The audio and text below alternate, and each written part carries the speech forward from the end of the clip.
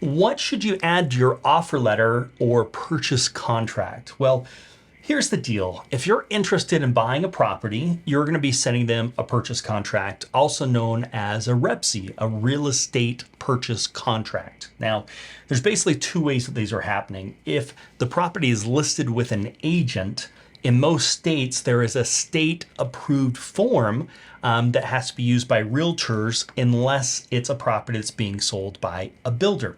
The idea that they do that is to simplify legal actions and those types of things. And so if it's listed, that is the form that needs to be used. If it's not listed, then you can use a generic form. You can use one that you can find, and we also have some provided in our resources section that you can use. We're obviously not attorneys, but it's something that you can use and check out and consult with an attorney if you'd like to.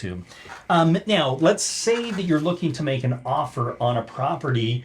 Let's just say Florida Realtor Real Estate Purchase Contract Template. Let's just come here to images. So yeah, I mean here, Florida Residential Purchase Contract. I don't know if this is the agent one. Yeah, here you go. So here is your real estate purchase contract for realtors or REPC. We can real estate purchase contract. So I mean, if you're buying something and it's listed with an agent, that's the as is.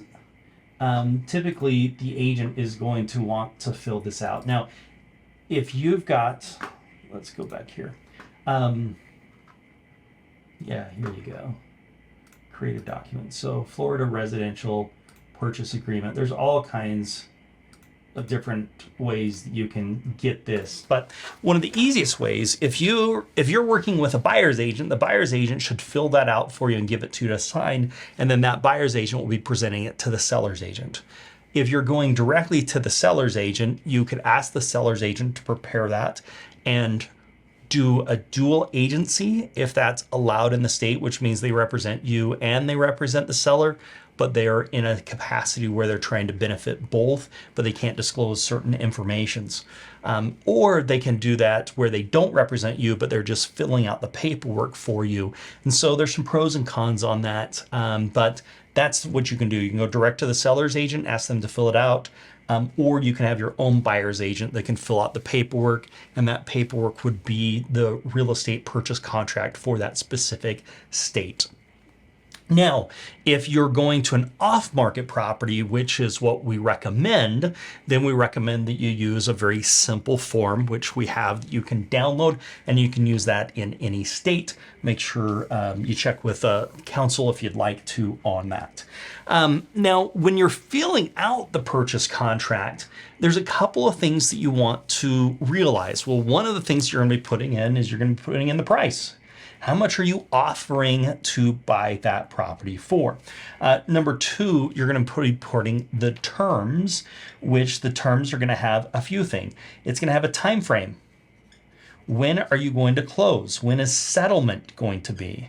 And you're going to want to make sure with that you've got at least 15 business days or 3 weeks. I like to ask for 4 weeks.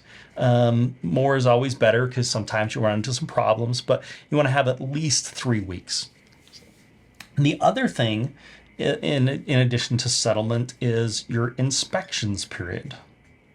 Your inspections and evaluations period basically gives you the right to go into the property, to do inspections, and to see if there's anything in the property that isn't in the condition you were thinking it was. Now, inspections and evaluations are different things. An inspection means I'm going through the property and seeing if there's anything that I didn't think was in the condition. It's in worse condition than what I was thinking it would be.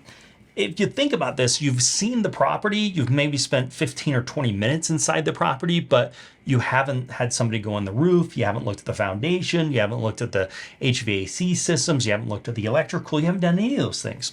So once you go under contract, you're giving yourself a period of time so that you can do those inspections. And so typically you're going to want to say, maybe 2 weeks or 10 business days for you to do your inspections.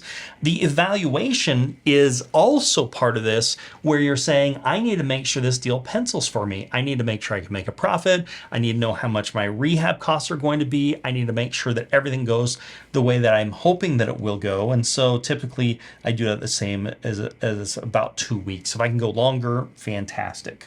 So that's the inspections and evaluations deadline. The next thing that you're going to have on that is you're going to have a financing deadline.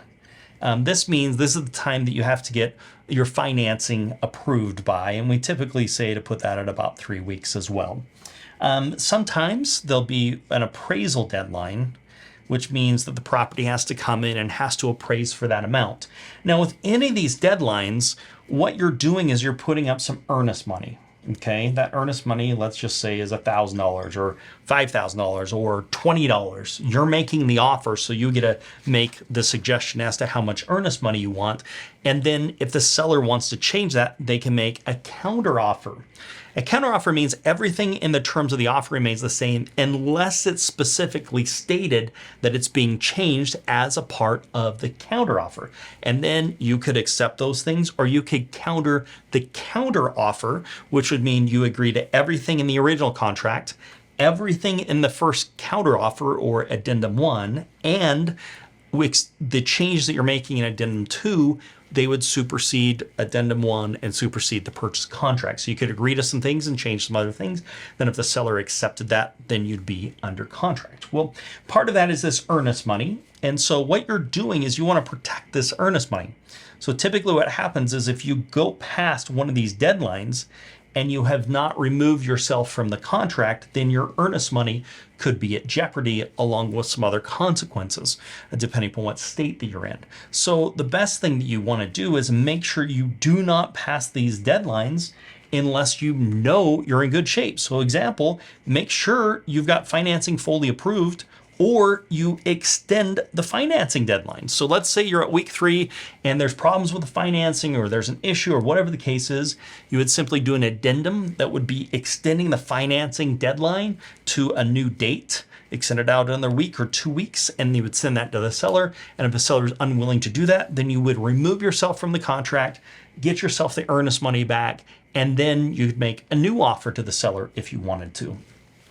And that's the case with the settlement, the inspections, the financing, and the appraisal. Now, typically, we would put an appraisal deadline somewhere around 3 weeks as well, in the timeframes. And the seller may come back and counteroffer that. Typically, I would put these at 3 weeks. I'd put this at 4 weeks and put these at 2 weeks for the inspections and for the evaluations. The other thing that's really nice as you're making your purchase contract is the name. Who is the buyer? So the easiest thing to do is to put your name and so I would put Ryan Wright and or assigns.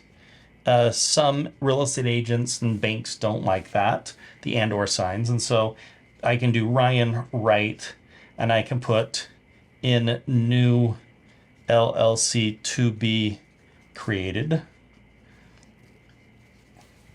Or the other thing I can do is I can just name the LLC. 123 Main Street, Main Street Industries LLC.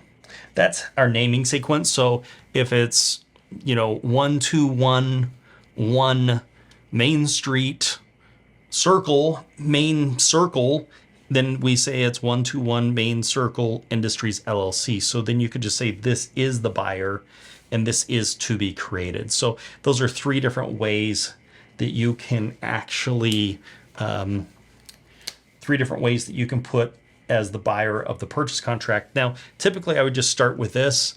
And if they have an issue, then I would go to one of these other 2. So as long as you put these deadlines in and you live up to these deadlines, your earnest money is never going to be in jeopardy because you can remove yourself from the agreement or extend that agreement for any of those timeframes. But you have to do it before the deadline you've established when you made the purchase offer. Then at that point, you're going to be giving this offer to the seller if it's not listed, or you'll be giving it to the agent who'll be presenting it to their seller, or your agent who'll be presenting it to the seller's agent that will be presenting it to the seller.